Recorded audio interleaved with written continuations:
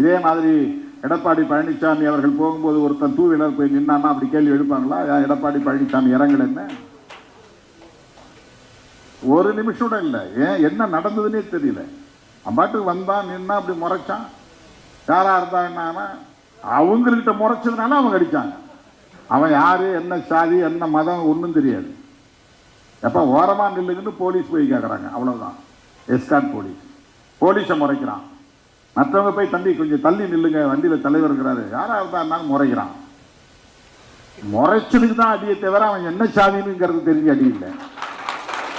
அவ்வளவு திமிராடா உனக்கு, அவ்வளவு ஆணவமாடா உனக்கு அப்படின்னு அவன் திமிரா முறைச்சு பார்த்தது தான் அடிச்சாங்க.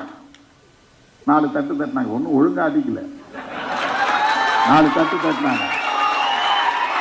அவன் உடனே மயக்கம் போட்டு நெஞ்சு வலிக்குது ஒரு நாடகம் ஆடுறான்.